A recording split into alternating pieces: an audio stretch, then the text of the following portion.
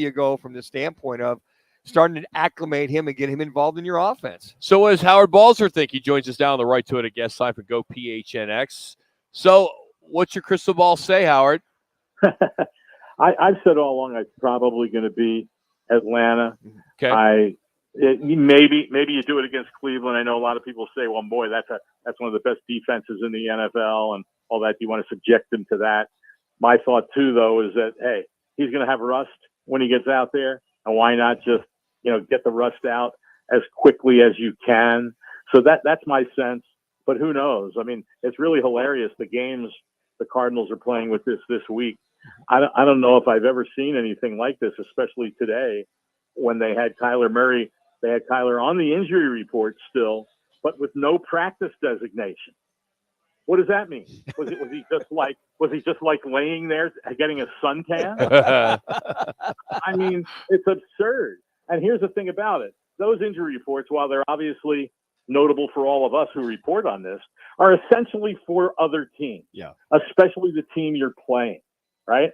And the Ravens, I'm thinking, have to be hopping mad about this because, the defensive coordinator, Mike McDonald, talked today and said, hey, when you see that he practiced in full yesterday, then, you've got to be prepared for the fact that he might play. And the thing is, though, is what did full mean from yesterday?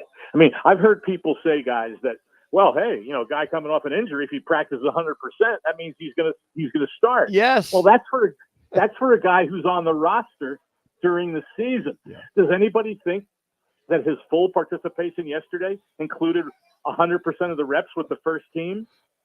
There's no way. Yeah. There's no way it did. So the reporting guidelines, I'm certain, are different for a guy in this situation who's not even on the roster. Yeah. And let me mention this. In past years, players on injured reserve or physically unable to perform that return to practice were not listed on the injury report when they returned to practice. This year, they changed it. And so 100% is defined as your normal reps. Well, to me, 100% of his normal reps in this situation is what he's doing now. I mean, in individual drills, he's throwing only to practice squad guys. Mm-hmm. Now, that's individual drills, that we can watch. Maybe that was a ruse for us. But bottom line is, though, I would think that's a different reporting guideline for what you do in practice than it is when you're already on the roster and have an injury. And so I think there's been a lot of overreaction to this. And then here's another one, guys, as I rant here. I've heard some say, well, bring him back this week, but in a limited package, like have 10 to 12 plays for him. No. All right. Well, here's what that would entail. And I know people say I'm crazy on details, but the details are usually important. If you have him active for the game, that means that Clayton Tune would be dressed as the emergency quarterback. But he can only play if both quarterbacks get injured. Well, what happens if Joshua Dobbs gets injured in the game? Well, you have to play Kyler Murray then every snap. Sure. So is this team going to take a chance on doing that this week when he will have had 6 practices? I find it just highly, highly unlikely. And yet everybody's running with this and not even considering some of these other sides to it. But like I said, I think the Ravens have to be, especially today. Well, what did he do? What did he do? You're supposed to report 3 what they how much they practice, and you didn't report that. It's unbelievable to me. Howard, my question, I think it's next. Yeah, it's next weekend. The activation is that the time up where they have to activate him so that time frame doesn't run out? So then whether it's Cleveland or is the following week against Atlanta? What's the time frame? Yeah, it's the following week because it's 21 days from the time you return to practice. Okay. And so it would be after, let me see here. Well, he practiced last week. Yeah, so 21 days is after the Cleveland game in terms of, but it would be before the Atlanta game. But here's the other thing. I mean, you can still, a lot of people are saying, well, once you activate him, you got to play him. Well, no, you don't.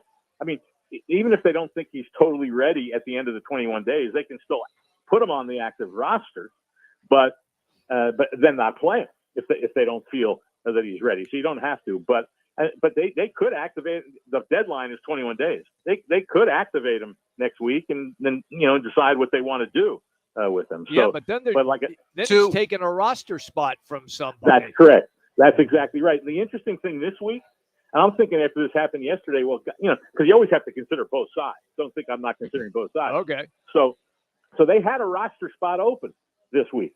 In fact, last week they had two. I think, yeah, but so they had a roster spot open. So I'm thinking, well, they got a spot for him if they want to activate.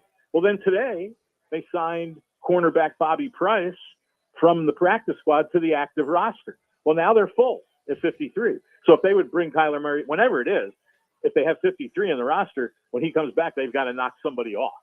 And so who that would be, who knows?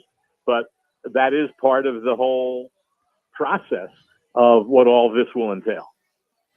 Howard, thanks for jumping on with us for a few minutes, man. That's all we needed to hear. That's what this is. That's all people want to talk about is what the latest is with Kyler Murray. And it seems like, Howard, last one as we let you go is, there's just a lot of inexperience with this coaching staff. That could be part of what you're discussing with us today about not reporting, right?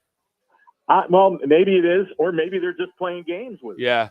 I mean, Jonathan Gannon has acknowledged it earlier in the year. I forget who it was when he was saying, it was the whole thing with Dobbs. Who's going to be the starting quarterback for Week 1? Right. Yeah. And he admitted there's some gamesmanship, there with that. So he's admitted it. I mean, they're inexperienced as a head coach, but they've seen what teams do. They've seen what goes on around the league. He said that we look at the injury report. When he was in Philly, wherever it was, they would look at the injury report all the time for the other team on what was going on, so they'd have some kind of sense of what guys were doing that had some injuries in terms of practice. And so here you are withholding something. I mean, like I said, he had to be doing something today. He's passing the ball to practice squad guys in drills, but and if they held him out entirely and he didn't do anything, which I don't think happened, well, then you'd have to put him down as DNP. So I would think you have to have a designation, and they didn't do that. And I've never seen that with a guy. Now people say, well, how about on Friday? Well, Friday is the designation for out or doubtful or questionable. That's your game status, right? And so sometimes guys who are limited or did not practice whatever during the week, then you list them for what they are. And some of them don't get a status, which is saying, well, they're available, they're fine to play. But I've never seen it for a practice designation for a guy to be listed with an injury and then have nothing there, which is what it was today. It's just bizarre. It never happened, Howard. It never happened. It never. Nothing to see here. The days of our lives with the Arizona Cardinals. It's in the black hole, Howard. It's in the black hole. Thank you, Howard. Have a good weekend. All right, guys. Take care. Howard Balzer,